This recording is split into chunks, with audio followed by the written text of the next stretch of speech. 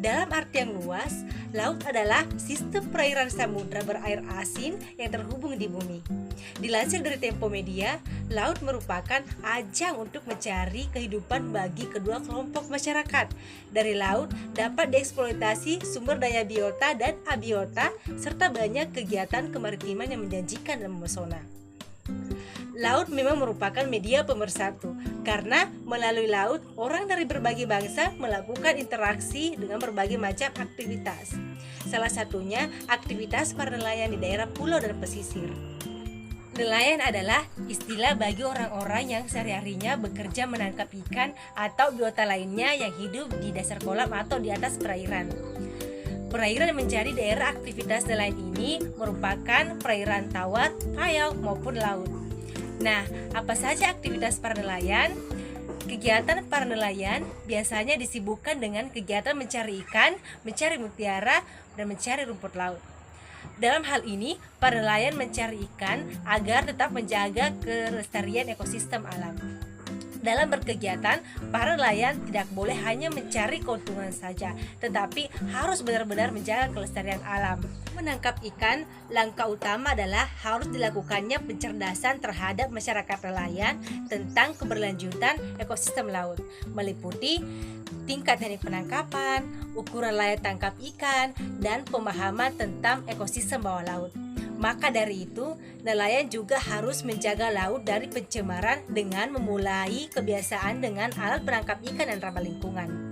Penangkapan ikan tidak boleh dengan cara membom, menyetrum, atau menggunakan potasium sianida atau bahkan pukat harimau, karena hal tersebut tentunya sangat berbahaya. Adapun cara yang aman dan ramah lingkungan, tentunya dengan metode penangkapan ikan dengan tangkap tangan, tombak, penjaringan, rawai, dan penjaringan tangkap ikan dengan bekerja sama hewan lain. Setelah dilakukannya penangkapan ikan, kemudian ikan tersebut diolah menjadi aneka bentuk makanan. Sampai saat ini, ikan pada umumnya dikonsumsi langsung. Upaya pengolahan belum banyak dilakukan, kecuali ikan asin. Ikan dapat diolah dengan berbagai macam produk seperti ikan kering, dendeng ikan, abon ikan, kerupuk ikan, ikan asing, keplang, bakso ikan, dan tepung darah ikan sebagai pupuk tanaman dan juga sebagai pakan ikan. Mengingat potensi pengolahan ikan yang cukup beragam, perlu diketahui bagaimana cara melestarikan dan membudayakan ikan untuk meningkatkan mutu hasil perikanan dan terjaminnya kawan pangan.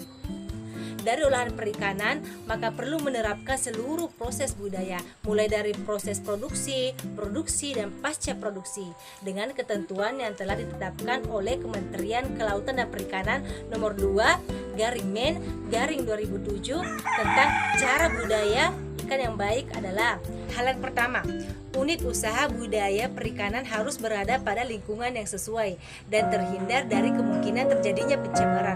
Kedua, suplai air unit usaha budaya perikanan mempunyai sumber air yang terhindar dari bahan pencemar. Ketiga, tata letak dan desain usaha budaya hanya untuk usaha budaya ikan. Dan unit usaha budaya ikan mempunyai tata letak yang mempunyai posisi silan, terdiri dari toilet, septik, gudang, dan fasilitas lainnya, serta memiliki fasilitas pembuangan limbah cair dan padat yang ditempatkan di area yang sesuai. Dan keunikan kelima adalah wadah budidaya seperti keramba dan jaring didesain dan dibangun agar menjamin tidak adanya kerusakan pada fisik ikan yang minimal. Selanjutnya, kebersihan fasilitas dan perlengkapan harus benar-benar steril. Persiapan wadah budidaya terbagi lagi menjadi beberapa prosedur. Yang pertama, wadah budidaya dipersiapkan dengan baik sebelum dilakukan penebaran. Dalam wadah dan air hanya menggunakan pupuk, probiotik, dan bahan kimia yang dianjurkan.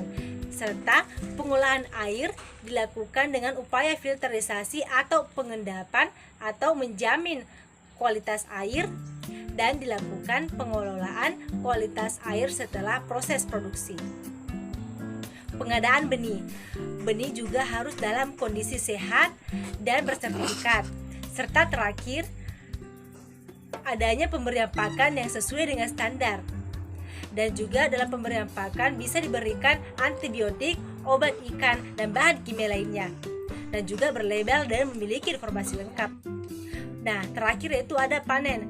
Nah, perlengkapan yang dalam panen ini harus dipersiapkan dengan baik, dan alat-alat yang digunakan dalam panen ini harus benar-benar steril dan bersih. Ingat laut yang telah diisi dengan berbagai macam komoditi lainnya dan juga bagaimana cara membudidayakan komoditi ini. Selanjutnya kita beralih ke budaya maritim. Nah, budaya maritim adalah kompleks gagasan ilmu pengetahuan, nilai norma, aturan yang terkait dan bidang maritim dapat dijadikan pedoman perilaku ekonomi, bisnis, jasa, politik individu atau kelompok masyarakat nelayan dan non-nelayan untuk mencapai kepentingan sosial dan ekonominya. Dan juga menghasilkan produk kebudayaan maritim biasanya berlokasi di daerah pantai dan pesisir. Kegiatan ekonomi produknya adalah seperti melakukan perdagangan, pembuatan kapal perikanan, mempunyai pelabuhan, dan jenis barang dagangan hasil hutan, rempah-rempah, obat-obatan, gaharu, cendana, dan kayu damar. Keahlian khusus masyarakatnya adalah membuat kapal, menguasai ilmu pelayaran, dan mampu berlayar hingga ke Afrika Timur. Berbicara mengenai kemaritiman, beberapa keunikan lainnya di wilayah laut, pulau, dan pesisir adalah yang pertama, kedalaman laut rata-rata 200 meter. Namun, terdapat pula beberapa cekungan lubuk dan palung laut paling dalam. Keunikan selanjutnya, adanya arus besar. Karena jalur Indonesia merupakan jalur perlintasan air lindo yang menyambungkan Samudra Pasifik dan Hindia. Keunikan ketiga, terumbu karang terluas. Luasnya mencapai 39.500 km persegi, mencakup 16% habitat karang di dunia. Keunikan selanjutnya, mangrove paling kaya karbon. Selanjutnya, spesies penyu yang banyak dan adanya satwa menari. Satwa menari ini dapat dijumpai pada malam hari karena satwa menari ini senang berdasa-dasi pada malam hari. Keunikan ketujuh, penghasil ikan terbesar di dunia dan juga adanya nelayan kecil sekitar 97% dari armada penangkapan ikan di dunia dan merupakan nelayan skala kecil. Dan keunikan selanjutnya, sebagai salah satu tempat kekayaan biodiversitas terkaya di dunia. Dan juga adanya wisata bawah laut. Dengan itu kita bisa melakukan kegiatan penyelaman. Dan juga adanya peran tak tergantikan.